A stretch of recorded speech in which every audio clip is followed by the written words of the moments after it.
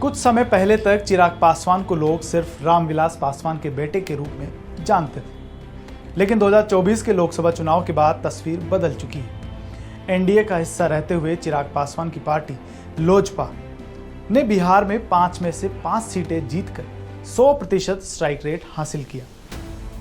हाजीपुर, वैशाली, समस्तीपुर, खगड़िया और जमुई जैसी सीटों पर मिली जीत ने चिराग को एक अलग पहचान दी। नालंदा में आयोजित बहुजन भीम संकल्प समागम में उनका हालिया शक्ति प्रदर्शन देखने को मिला। 29 जून 2025 को नालंदा के राजगीर में आयोजित इस रैली ने बिहार की राजनीति में हलचल मचा दी। रैली में हजारों की संख्या में लोग शामिल हुए। कुछ मीडिया रिपोर्ट्स में 3 लाख लोगों के आने का दावा किया गया।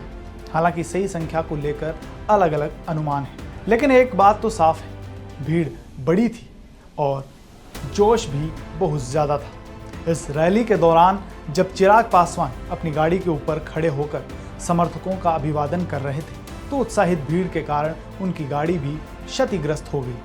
अब सवाल उठता है कि इस पूरे घटनाक्रम का असर किस पर पड़ेगा। पहला असर महागठबंधन पर साफ दिखाई दे रहा है। महागठबंधन, जिसमें राष्ट्रीय जनता दल, कांग्रेस और वामपंथी दल शामिल है, उनका परंपरागत वोट बैंक, खासकर यादव, मुस्लिम और दलित, अब खतरे में दिख रहा है।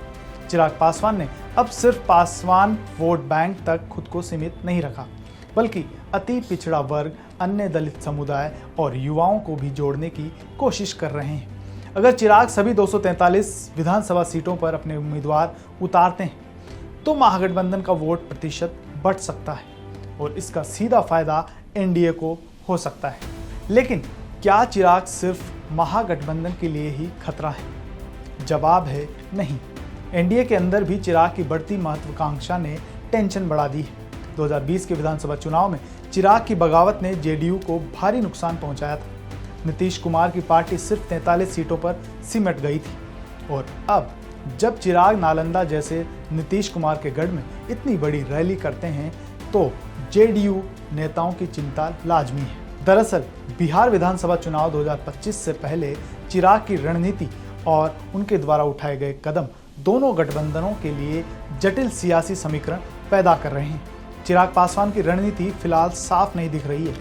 एक तरफ वे प्रधानमंत्री मोदी की तारीफ करते हैं, एनडीए में रहने की बात करते हैं, तो दूसरी तरफ वे खुद को पूरे राज्य में मजबूत करने में जुटे हैं। उन्होंने 25 से 35 विधानसभा सीटों की मांग की है, लेकिन जेडीयू और बीजेपी दोनों ही इतने बड़े सीट बंटवारे के लिए फिलहाल तैयार नहीं दिखते।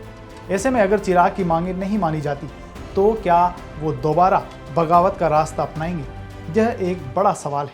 चिराग की बढ़ती लोकप्रियता से सिर्फ महागठबंधन और जेडीयू ही नहीं, एनडीए के दूसरे छोटे दल भी परेशान हैं। उपेंद्र कुशवाहा और जीतन राम मांझी जैसे नेता, जो अति पिछड़ा और दलित वोट बैंक पर दावेदारी करते हैं, अब चिराग को नई चुनौती के रूप में देख रहे हैं। हाल ही में कुशवाहा और मांझी दोनों की रैलियां चिराग की रैलियों के आसपास ही आयोजित हुई, जिसे राजनीतिक गलियारों में ताकत दिखाने की कोशिश माना जा रहा है। बिहार की राजनीति में चिराग पासवान इस वक्त एक अहम भूमिका में है। उनकी रणनीति से एक तरफ महागठबंधन में खलबली है, तो दूसरी तरफ एनडीए में भी असहजता है। क्या चिराग पासवान बिहार की राजनीति में तीसरे बड़े विकल्प के रूप में उभर रहे हैं? आपकी क्या राय है? कमेंट कर जरूर बताएं।